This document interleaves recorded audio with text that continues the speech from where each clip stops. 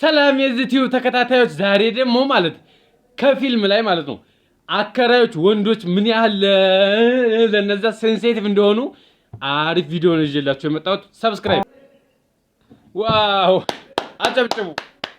እሷን ባላቃትም የባለቤቴን ጸባይ ጠንቅቄ አውቀዋለሁ።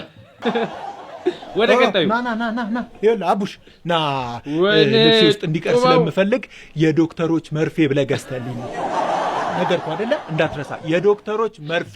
እሺ አቡሽ እንካ ማን ነው አቡሽ? የዶክተሮች መርፌ በሆነ ቶሎ እኮ ነው የምትመለሰው። ምን ሆነ ነው?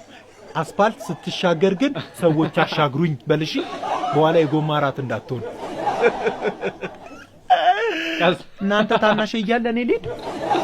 ያኔም የኮረኮም ከላከኝን ሂሳብ በቅርቡ ታወራረዳታለሽ። ታናሽ ወንድም ትጠላለህ ጩቢት።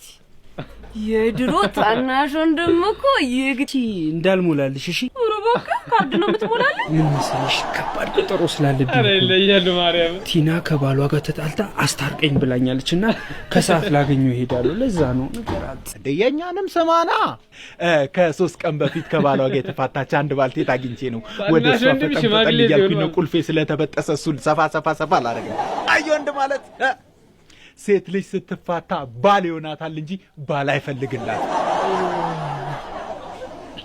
እድሜዋ ስንት ነው እንዴ? ያው እንደ ዘመኑ ሴቶች 21 ዓመቷ የዛሬ ዓመት ግን 19 ዓመት ሆናለች። ጭራው ግን በቃ ጠበቃ ይመስል ፍቻ ነፍናፍ የሆነ ቀረ።